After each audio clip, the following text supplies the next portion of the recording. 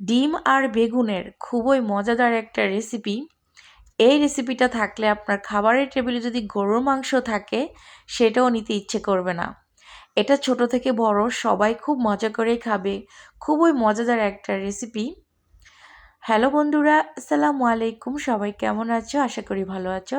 Welcome করছি blogs by Lamia YouTube চ্যানেলে। যে যেখান থেকে আমার এই ভিডিওটি দেখছো আশা করি সবাই অনেক বেশি ভালো আছো। আজ তোমাদেরকে খুবই মজাদার একটা রেসিপি দেখাবো, সেটা হচ্ছে ডিম আর বেগুনের খুবই মজাদার একটা রেসিপি।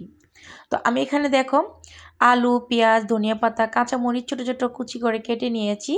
তারপরে হচ্ছে নিয়েছি এখানে একটা বেগুন এরকম পাতলা স্লাইস করে কেটেছি। দেখো, এই রেসিপিটা তোমরা একবার হলেও বাসায় ট্রাই করবে। এটা অনেক মজার একটা রেসিপি। এটা কিন্তু ছোট থেকে বড় সবাই খুব মজা করে খাবে। তো দেখো আমি হচ্ছে এখানে একটু হলুদ আর হচ্ছে লবণ দিয়ে আর সামান্য মরিচের গুঁড়া দিয়ে আমি এই আর দিয়ে দিলাম একটু জিরার গুঁড়ি। এখন হচ্ছে আমি সুন্দর মতো করে এটাকে ম্যারিনেট করে নিব, মানে একদম আলতো হাতে মিশিয়ে এটাকে পুরো বেগুনের গায়ের মধ্যে সবগুলো মশলা আমি অ্যাড করে নিব। দেখো কিভাবে করে নিচ্ছি। আর বেগুনের রেসিপি তোমরা একবার হলেও বাসায় ট্রাই করবে। যদি আমার এই রেসিপি তোমাদের ভালো লেগে থাকে প্লিজ আমার চ্যানেলটাকে সবাই সাবস্ক্রাইব করে দিও আর ভিডিওটা ফ্রেন্ড সার্কেলদের মাঝে শেয়ার করে দিও।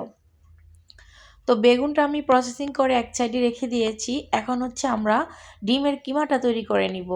তো এখানে প্রথমে দিয়ে দিলাম আলু, তারপরে কাঁচামরিচ, কিছুটা পেঁয়াজ কুচি, তারপরে দিয়ে দিচ্ছি ধনিয়া পাতা কুচি।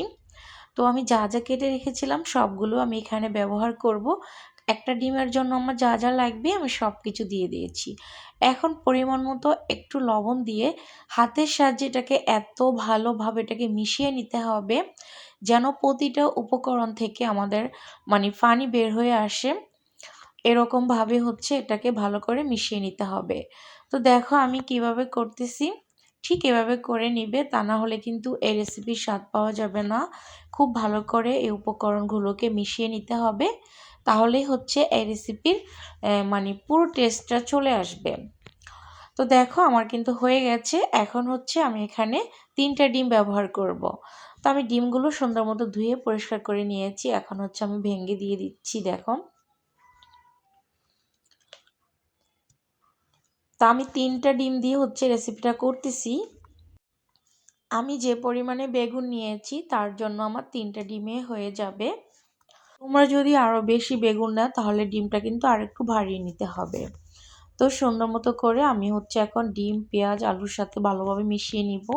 একদম সুন্দর মতো করে মিশিয়ে নিতে হবে। দেখো, আর এই রেসিপি এত মজা, এটা গরম ভাত, রুটি, পরোটা যে কোনো কিছুর সাথে এটা তোমরা খেতে পারো, খুবই মজা।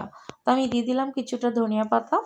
ধনিয়া পাতাটা থাকলে দিবে, না থাকলে স্কিপ করবে, সমস্যা নাই। এখন শীতকাল, ধনিয়া পাতাটা কিন্তু অ্যাভেলেবেল। তো বন্ধুরা আমি আবারও বলতেছি, তোমরা কে কোথায় থেকে আমার ভিডিও দেখেছো কিংবা দেখতেছো অবশ্যই কমেন্টস করে জানাবে। আর আমার ভিডিওর কমেন্ট পড়তে খুবই ভালো লাগে। তোমাদের কমেন্টগুলো আমি পড়বো আমার নেক্সট ভিডিওতে। আমার এই পাস্ট চ্যানেলে পাস্ট ব্লগ তোমাদের সাথে শেয়ার করলাম, কুকিং ব্লগ।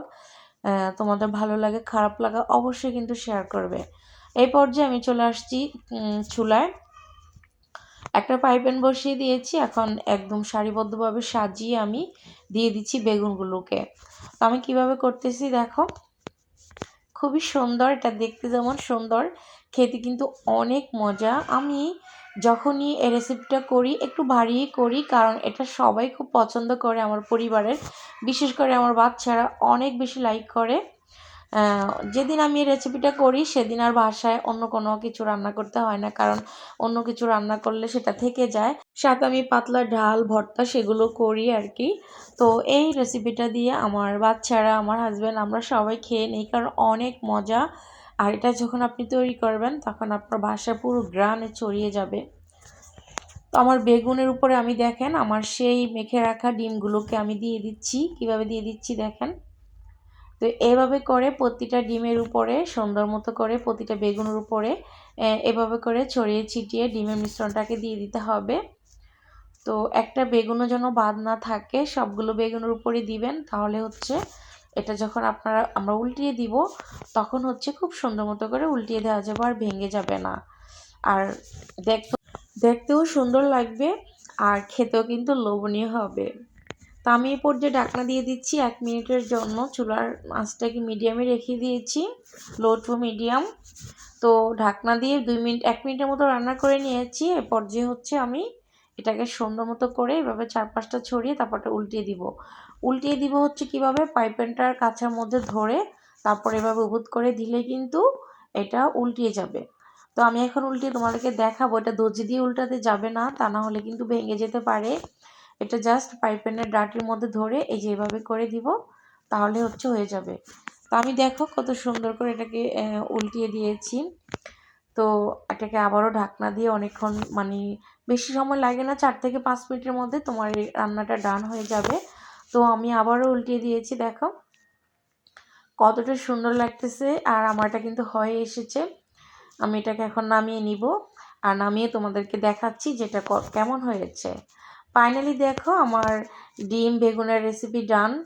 আর অনেক মজা, অনেক ফ্লেভার। এই রেসিপি অবশ্যই বাসায় ট্রাই করবে।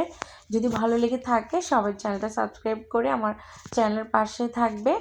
আর ভিডিওটা শেয়ার করে দিবে বন্ধু বান্ধবের মাঝে, যেন সবাই এই মজাদার রেসিপিটা অবশ্যই ট্রাই করতে পারে। তো প্রিয় বন্ধুরা, রেসিপি দেখেছো কেমন হচ্ছে? আমার কিন্তু একটা বেগুনও কিন্তু ভেঙে যায়নি, মাশাআল্লাহ। সবগুলো বেগুনই আমার আস্ত আছে। আর তো বন্ধুরা, আজকের মতো বিদায় নিয়ে নিব। দেখা হবে অন্য সুন্দর একটা রেসিপি ভিডিওতে। আল্লাহ হাফেজ।